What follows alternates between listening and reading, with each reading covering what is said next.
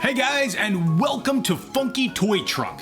If you're watching this video, you've probably been to stores like Hot Topic or GameStop or Box Lunch and seen this huge wall of Funko Pop figures and been like, whoa, look at all these Funko Pop figures. I wouldn't even know where to start if I wanted to have my own collection. Well, have no fear. Whether you have one pop or 100 pops, these tips should help you in cultivating a collection that you are going to be proud of. Before we get started, be sure to like and subscribe, hit that bell button on the bottom, that way you get notifications of all of our new videos here on Funky Toy Trunk. Let's get started. Number 5, collect what you know. Okay, I know this probably doesn't sound like a tip or a secret, but just kind of bear with me here. You shouldn't start Funko Pop hunting with the idea in mind that, oh, you want to get something that's rare, you want to get something that's valuable, something that's scarce. I only want to get chase figures. Start by collecting the things that you like, because if there are things that you like, chances are there are other people out there just like you that are looking for the same exact thing. So even if you have the idea that you want it to be valuable, if you get something that you like, possibly down the road, there are other people that may have missed that figure and are going to be looking up on eBay and be like, oh man, I didn't even know that figure was out. I missed that one. I need to get it for myself. For example, we have this Day of the Dead version of Sally. This is one that we got a couple of years ago, and we weren't looking for value or something rare. We just really loved The Nightmare Before Christmas. I bought this for my wife. She loves the movie. I love the movie. We loved this, Day of the Dead version. It looks like a sugar skull girl, and we just got it because we liked it. But now it's ended up being kind of a more, a little bit of a rare figure that's sought after. Usually goes for about $50 or so on eBay. So we weren't necessarily looking for value here. We just got something that was cool, something that we liked, and hey, what do you know? Other people like it too, apparently. Start by collecting what you know. Then, later, you can move on and try to anticipate what other people are going to like and what they are going to want to get. You gotta walk before you can run. Number 4, building on tip number 5. Smart collectors look for figures that have an appeal to a diverse audience. Not necessarily a large audience, but a diverse audience. And the low-hanging fruit there are figures that appeal to both men and to women. All right, take good old Razor Ramon here, who is a WWE or used to be WWF wrestler back in the day. Super machismo, macho guy. Lots of guys I know really like wrestling a lot and might go search for this online. But there aren't too many women I know that are that into wrestling to where they're gonna go on eBay and Amazon and look for a particular figure like this. So by getting pops that are really only going to appeal to men here, you're cutting your audience in half. Conversely, we have Rainbow Brite. Now, I love Rainbow Brite.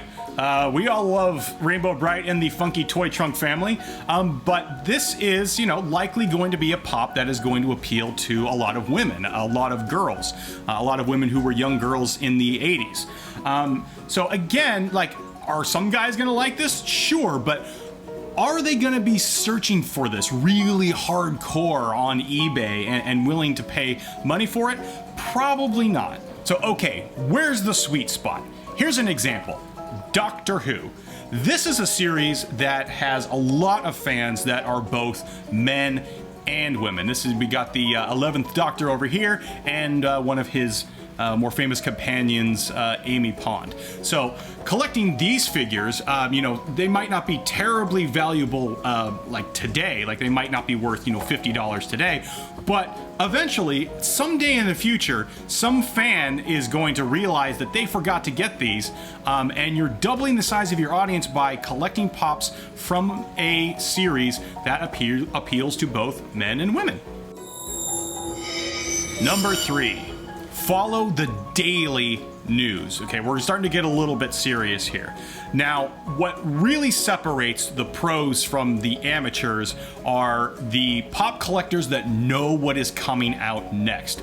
And the only way that you can do that is to keep up with a daily feed of what is going to be coming out this week, possibly next week, or even next month. Right off the bat, you have the first-party sources, the news that comes from Funko themselves. And there's 3 really good sources to follow. So there's the original Funko YouTube channel, there's original Funko Twitter, and there's also an official Funko blog. So if you follow all 3 of those and you check in every day to see if there's any news, you are going to have a significant advantage over a would-be collector that is not following those daily sources of info.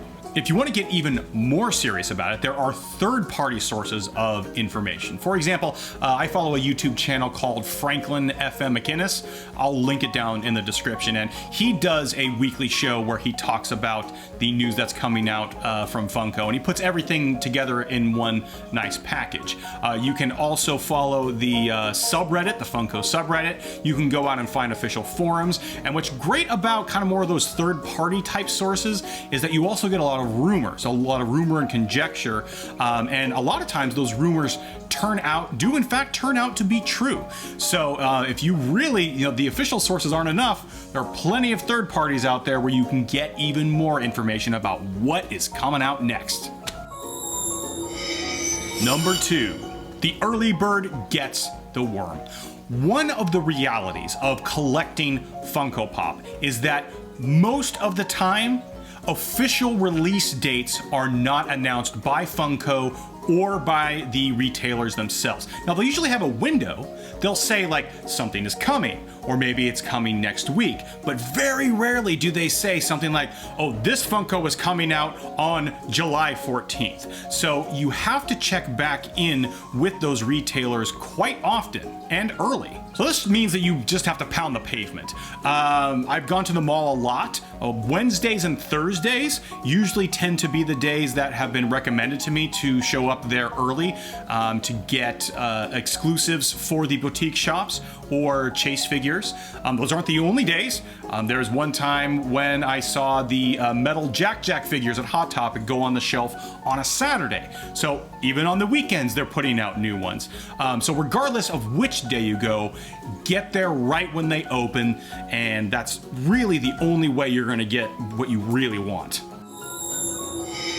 Number 1. This one's kind of a secret, and the Funko Pop hunters out there might hate me for doing this, but here goes.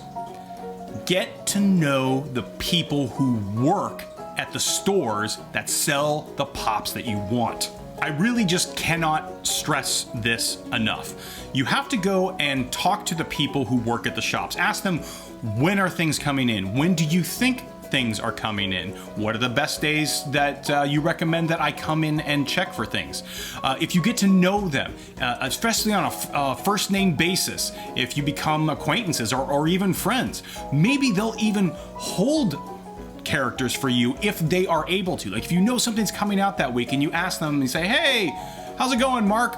I hear there's a new Funko Pop coming out this week. If you guys get one, could you possibly hold it for me? And if they're able to do it, they will try to do it for you. If not, just be polite and say thank you and try next time. You can also ask if they do pre-orders, and GameStop is a good example of this.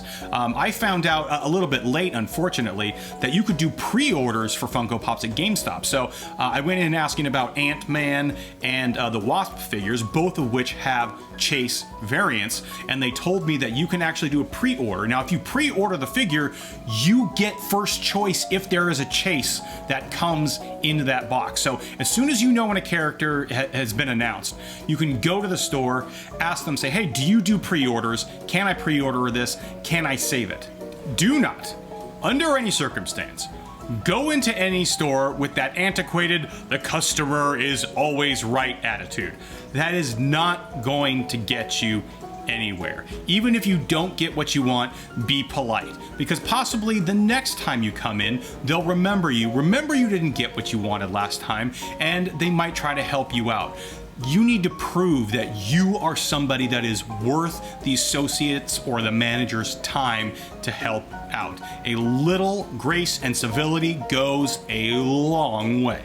Thank you so much for watching, guys. I hope you found these tips valuable and you can apply them to your journey in your Funko Pop hunting. Be sure to like and subscribe and hit that bell button. That way you get notifications for all future videos here on Funky Toy Truck.